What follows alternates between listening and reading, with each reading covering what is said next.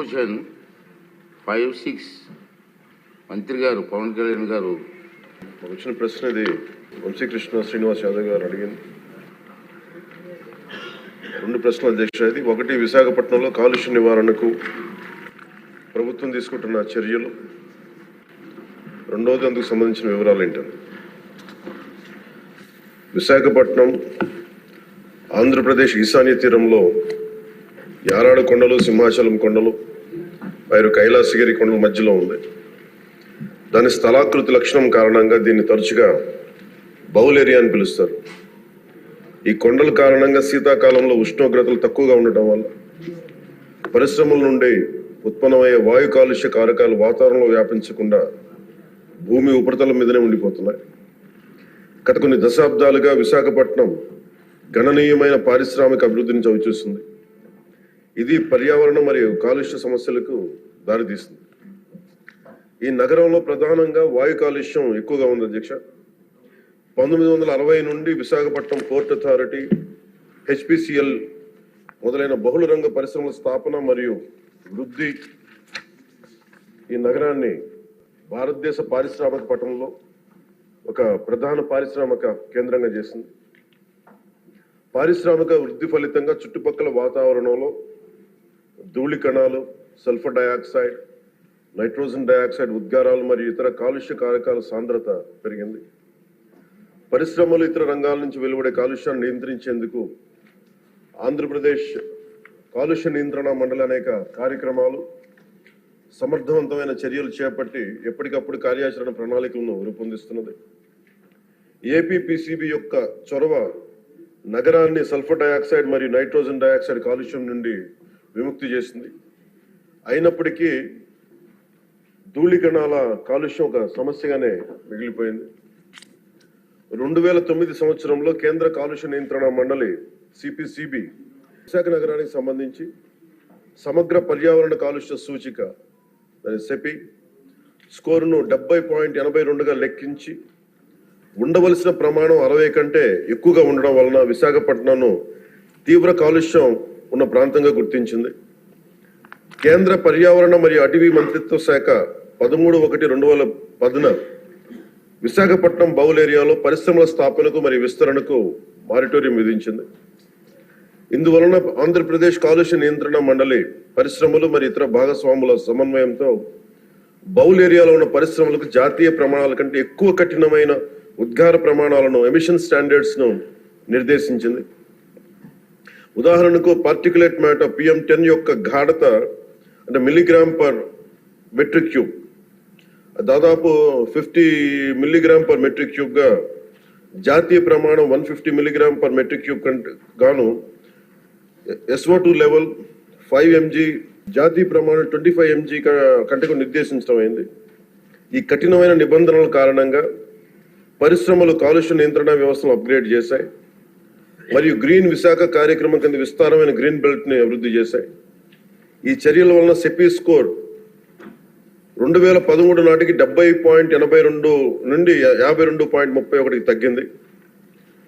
2013లో ministry of environment, forest and climate change comprehensive environment pollution index score నగరానికి సంబంధించి 60 కంటే తక్కువగా ఉండడం వలన పరిశ్రమల విస్తరణపై ఉన్న మారిటోరియం ఎత్తివేసింది.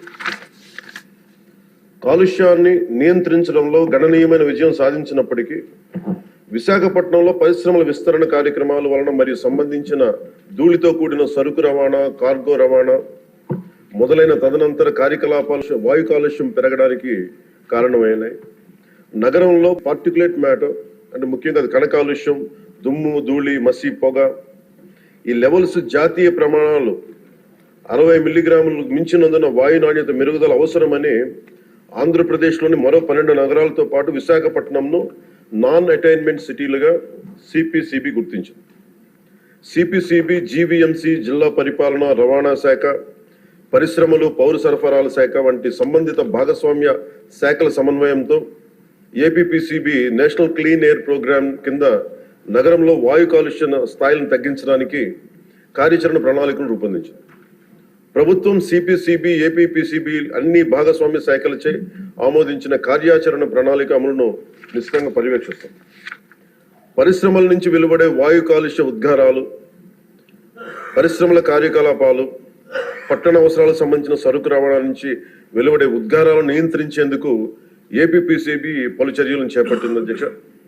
అంతేకాకుండా పరిశ్రమలు ఉత్పత్తి చేసి వ్యర్థ జలాలను శుద్ధి చేయడానికి తగిన సామర్థ్యం కలిగిన ఎఫ్లూయెంట్ ట్రీట్మెంట్ ప్లాంట్లను ఏర్పాటు చేయడానికి ఏపీపీసీబీ పరిశ్రమలను నిశ్చితంగా పర్యవేక్షిస్తున్నది.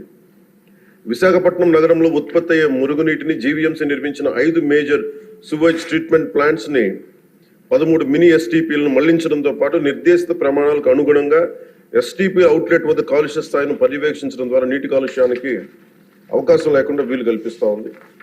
జీవీఎంసీలో ఉత్పత్తి అయ్యే మున్సిపల్ ఘన వ్యర్థాలను వేస్ట్ ఎనర్జీ ప్లాంట్ శుద్ధి చేసి 15 మెగావాట్ల విద్యుత్తును ఉత్పత్తి చేస్తున్నారు అధ్యక్ష.